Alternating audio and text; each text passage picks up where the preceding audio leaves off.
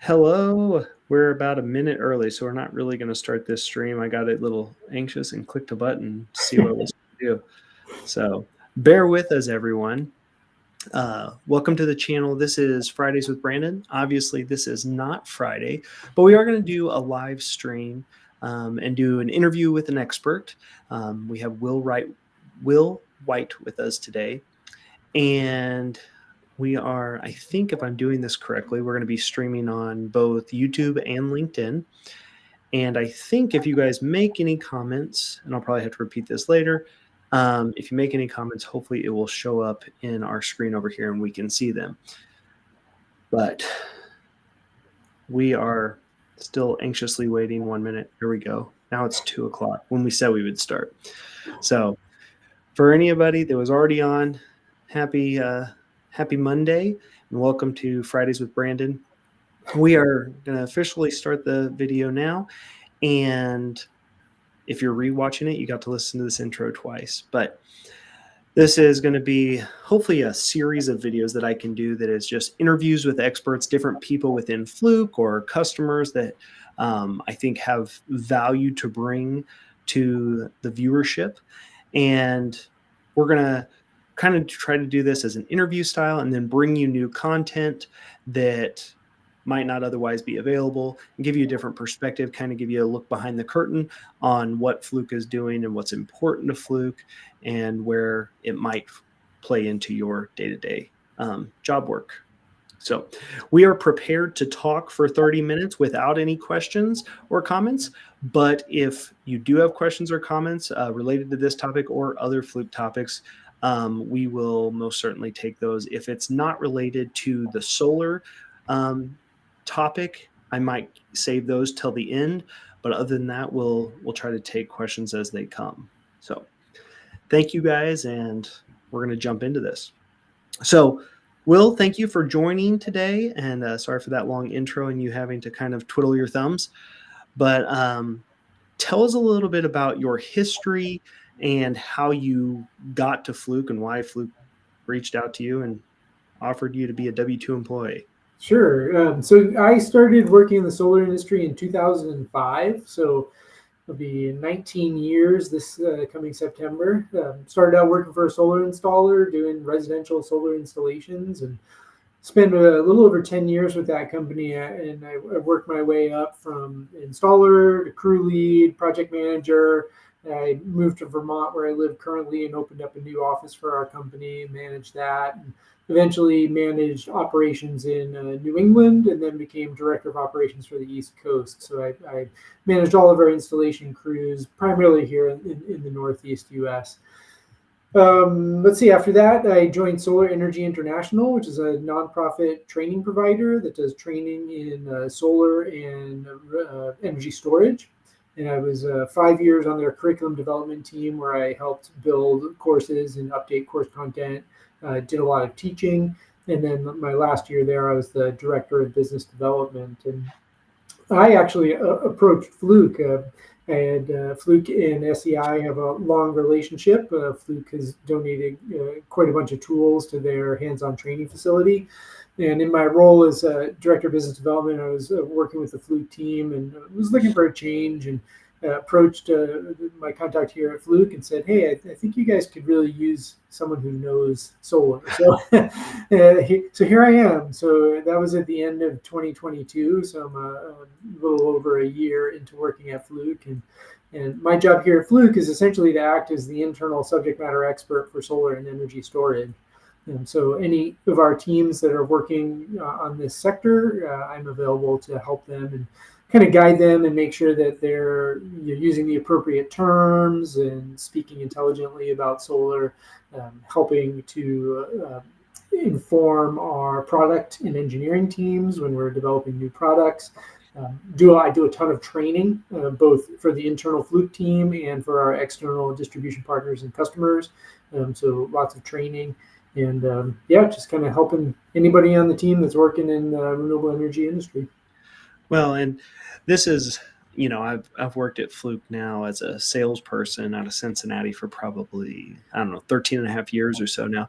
And it's definitely something Fluke has done over the years. And I think there's a lot of value in doing exactly like having the role that is this subject matter expert. I remember when we first got into vibration and mechanical stuff, we went out and it was like, we don't know what we're doing. And they released a product or two. And then they're like, maybe we should have somebody that really knows what they're doing. We went and hired John Burnett. He's fantastic and still with the organization. So I think that the idea of having these product expert, application experts, not just where they know how to turn on the tool and push the buttons like I do, but actually understands the application and where does this tool get used and why somebody would care about using it. And that's kind of my hope today with this interview, is that we'll kind of talk through the Fluke's journey of getting into solar, and then what are the practical things and why somebody cares about using any of the tools that Fluke has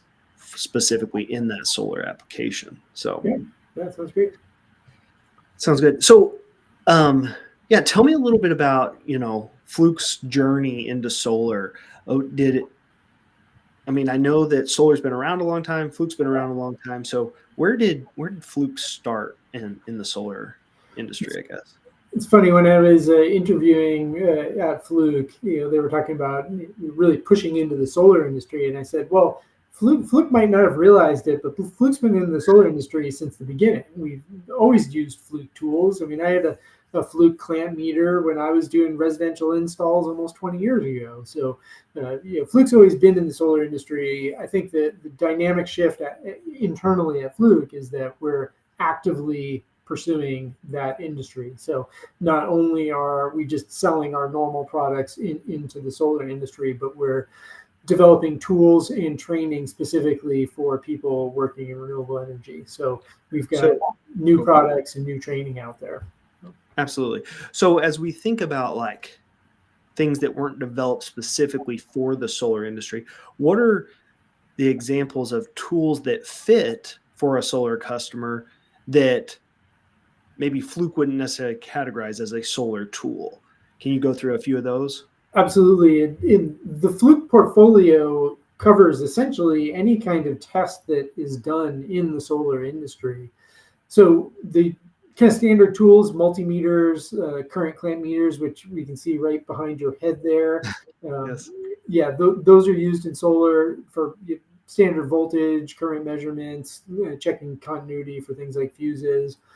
Then we get to some of the more specialized tools like power quality instruments, looking to see how the power quality is on the AC side of an inverter.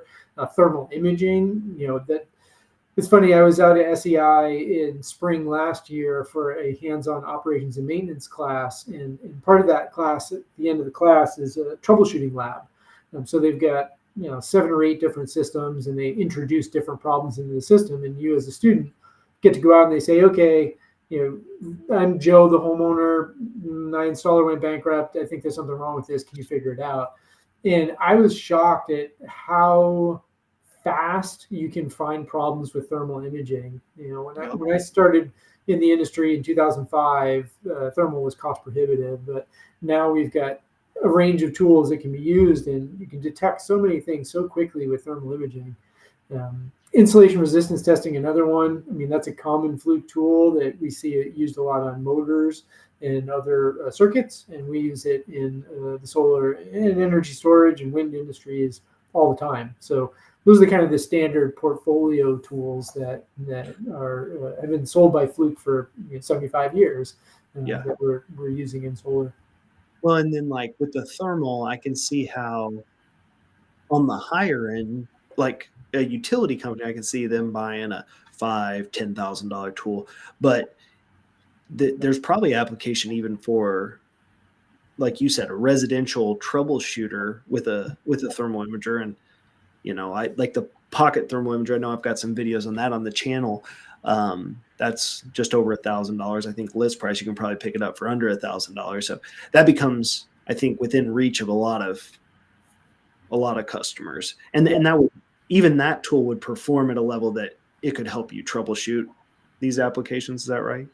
Yeah, absolutely. And then the big difference between the cost, so you get like the PTI 120, which, like you said, is somewhere around the $1,000 mark, and then the opposite end of the spectrum, the TI 480 Pro, which is the kind of the Cadillac of the handheld thermal cameras.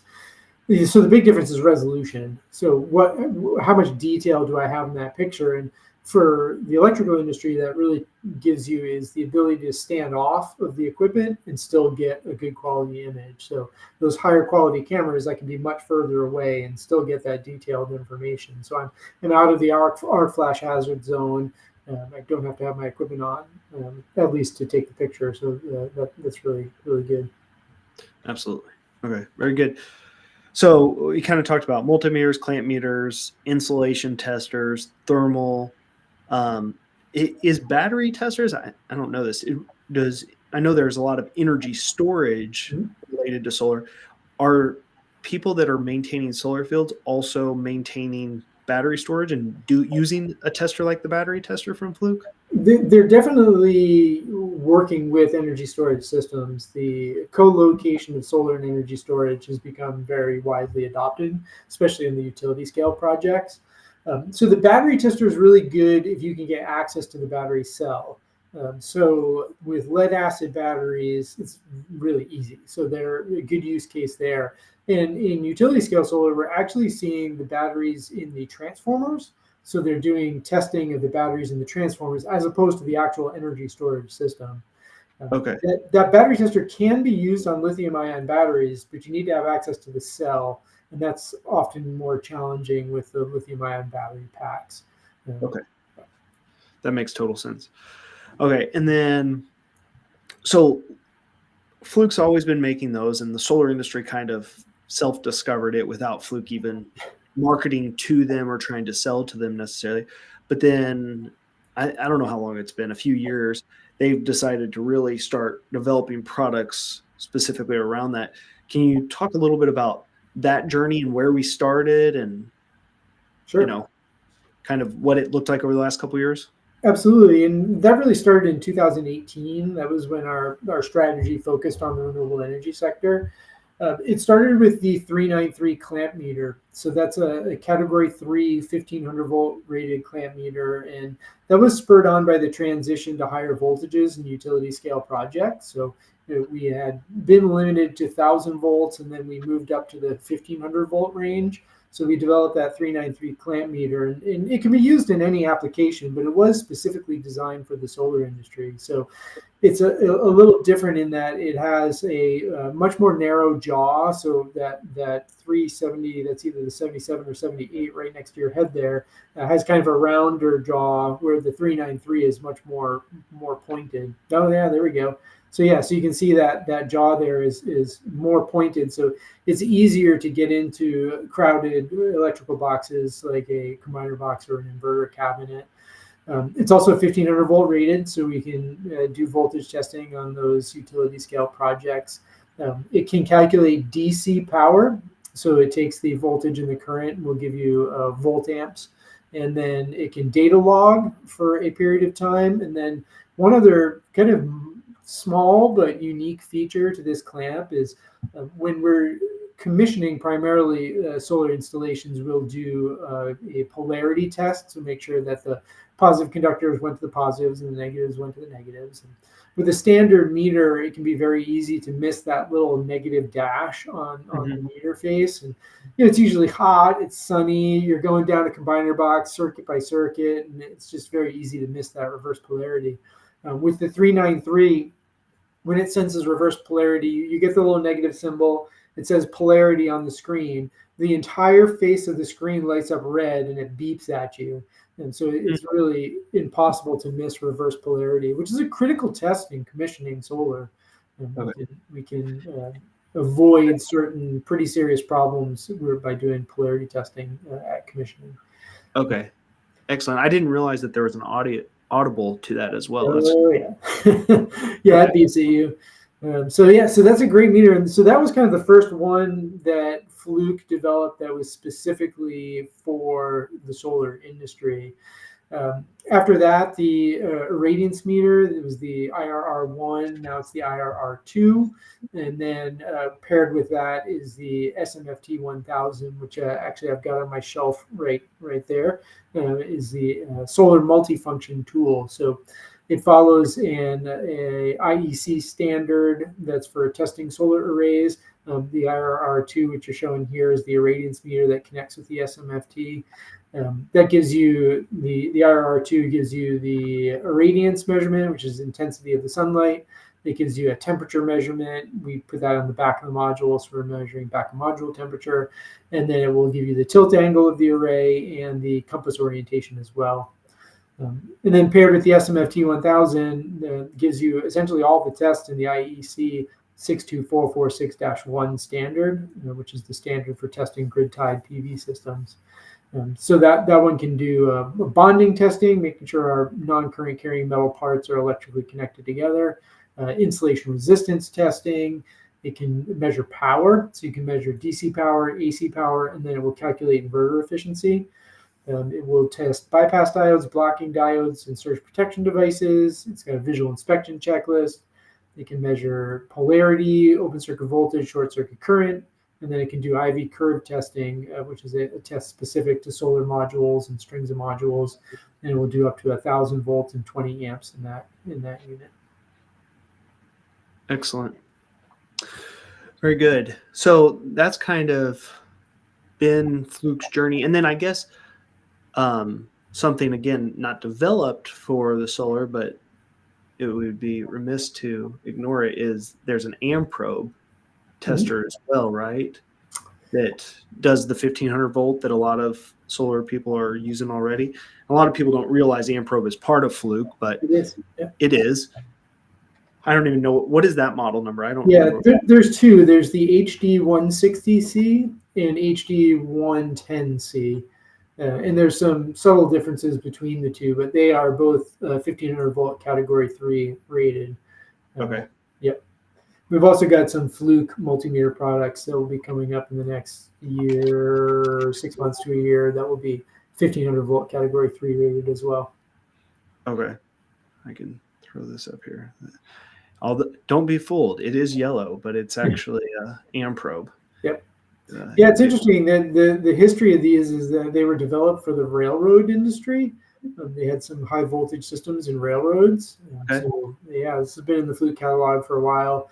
Most people working in utility scale solar are familiar with this model. It's pretty common. Excellent.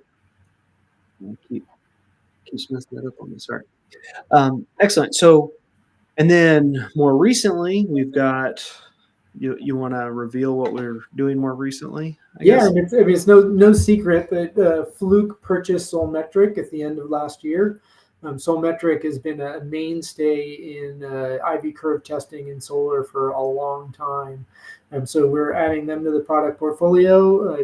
The Solmetric product just went open for orders for our distribution partners last week.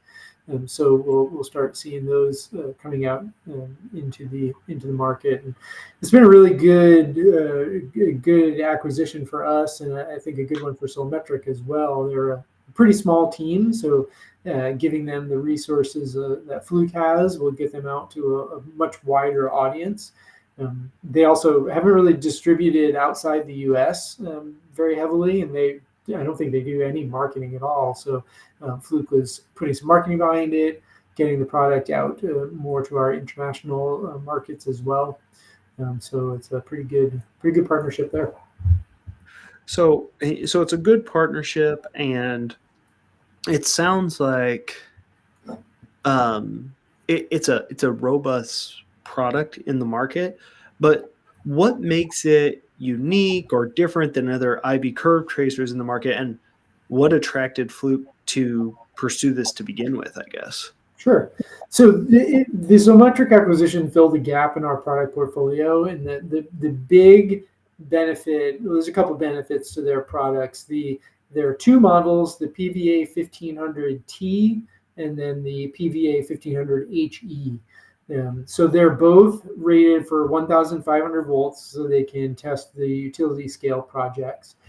They'll both record test up to 30 amps. The big difference is that when the module efficiency gets above 19%, the T model can only test up to 10 amps, whereas the HE model can test up to the full 30 amps for high efficiency modules. And the reason there is that high efficiency modules, the cells have a high capacitance. So when you start the IV curve test, there's essentially a big inrush current into the tester, and that can do one of three things. Either the tester will shut down and sees it as an overcurrent voltage, or an an overload current, and then the tester will shut down so it doesn't damage the device. The other thing it could do is that it will do the test, but over a short period of time, it will overheat because there's a lot of energy that has to be dispersed with those tests. So it essentially overheats the tester and then we'll go into thermal shutdown. Or the worst case scenario, it will damage the test device. So luckily, Fluke and Solmetric tools don't have that problem because they're robustly built. But the PVA 1500 HE is the high efficiency. So it's specifically designed to work with high efficiency modules, can test all day long without overheating, without damaging the unit, which is really important to people in the field. They've got a fairly limited window of time to do a proper IV curve test. Usually they're limited to do the test between 10 and 3. So they want to get as much done in that 4-hour window as they can. And so that PVA 1500 HE and the T can test a lot quickly. Is there why are people doing this test? Is there a requirement by some standard to do the test, or are they just doing it because it ensures that their system is running efficiently? What's the motivation behind doing this test? It depends on the jurisdiction and what the requirements are for the jurisdiction. Areas that are following the IEC 62446-1 standard, which is used predominantly in Europe, is they're going to be required to do an IV curve test. But there's several use cases for IV curve testing. The first one is commissioning. So we've built a system. We want to make sure that the modules and strings of modules are actually working properly. So a lot of asset owners will require the installer to go through an IV curve test every string. And then we're ensuring that it's working right and also creating a historic record. So if there's a problem in the future, you can go back and compare and see how it was working at commissioning. So that's a big application.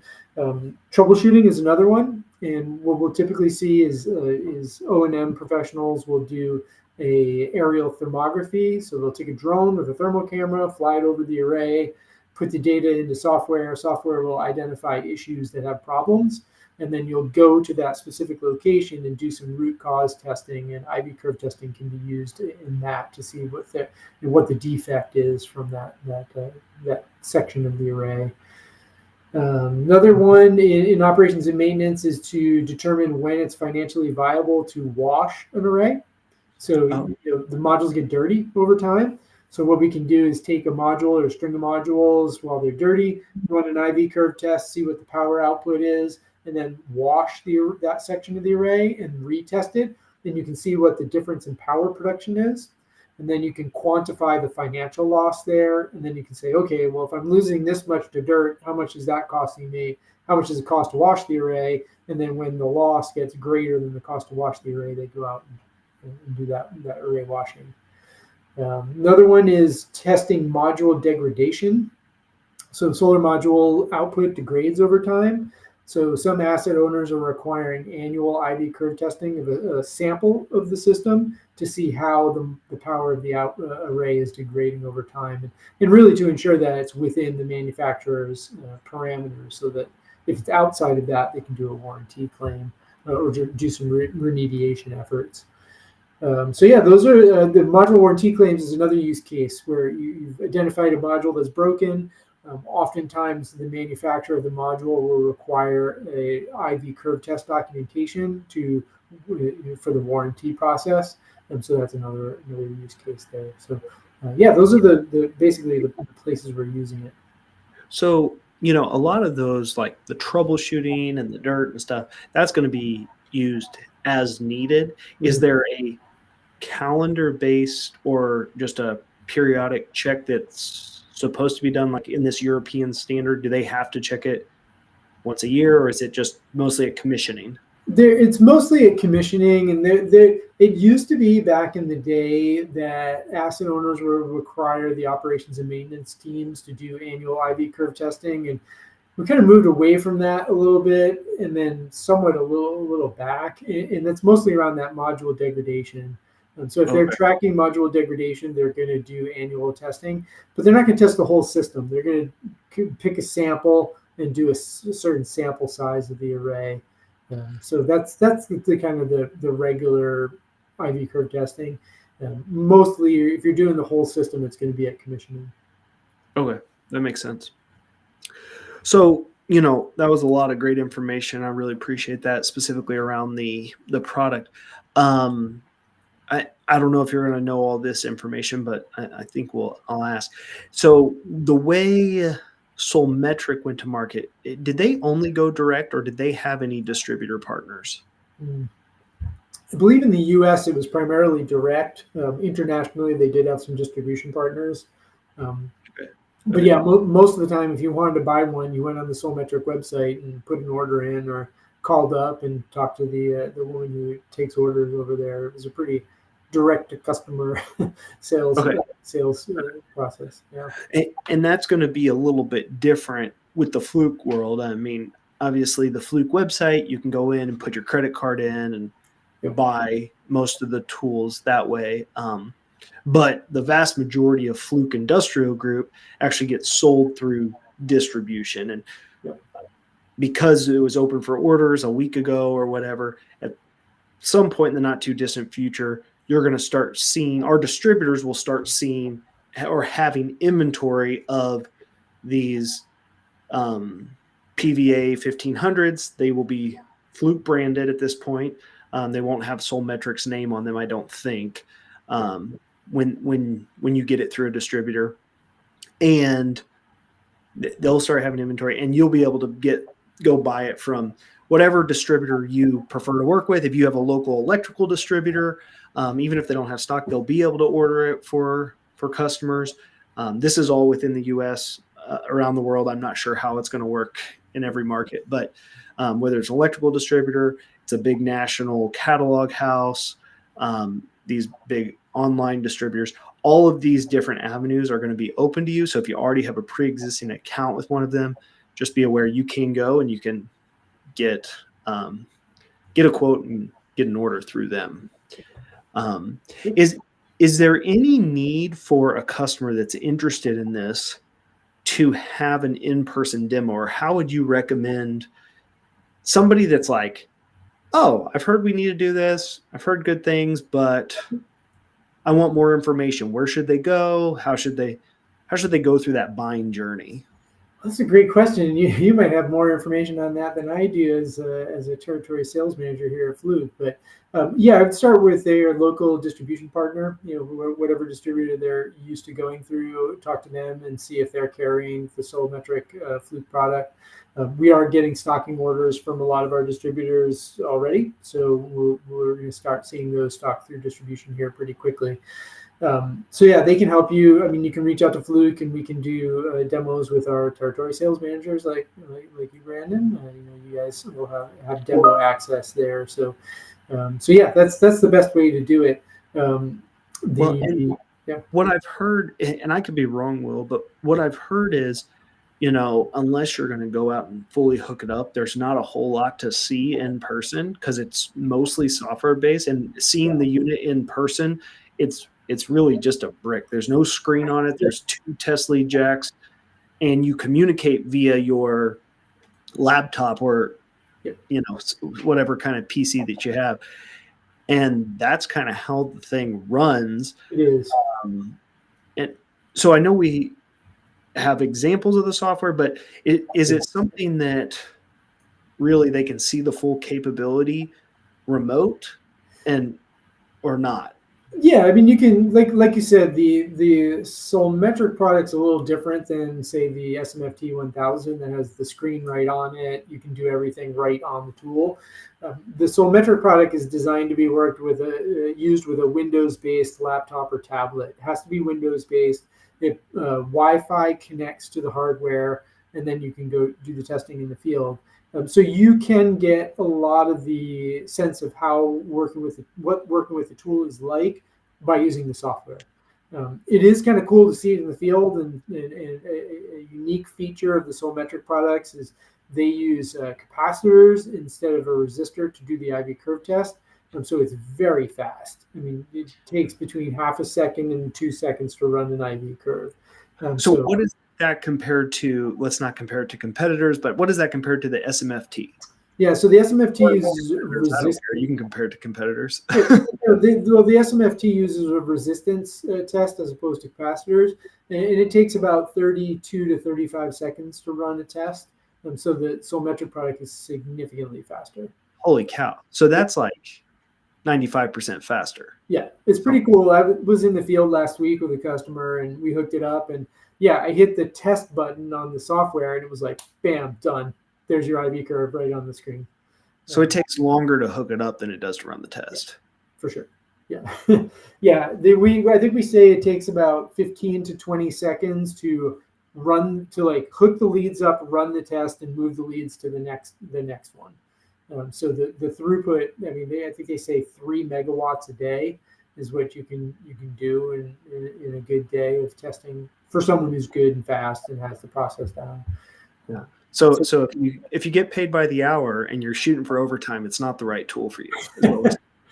Yeah, but I think the reality of the situation in solar is that we have such a labor shortage that they're trying to crank through as much of this stuff as they can, and overtime is not an issue. But yeah, as I mentioned earlier, that one of the challenges with IV curve testing is to get a high quality test. You need to have a solar resource above a certain threshold, and that typically only happens between about 10 to 3 on a bright, sunny, unclouded day. So when you get those days, it's like you're out there cranking. Got it. I live here in Vermont in the Northeast. I mean, right now it's a gray, cloudy day, and it's been gray and cloudy since probably October. So we're not doing a lot of IV curve testing up here at this time of year. So when you can do it, you're out there. You need to get it done. Yeah. So instead of making hay while the sun is shining, we got a PVA test while the sun is shining. Yeah, exactly. Yeah. I love it. Well, Will, I really appreciate you coming on. This was my first experiment with a live stream, and hopefully you guys enjoy this. I think a lot of you guys are going to be watching this in playback mode, probably, if you do watch it. If this is something of value and you have a specific product expert or an area of Fluke that you'd like to have an interview like this with, please leave it in the comments, and I'll try to make that happen. Thank you, guys. Take care.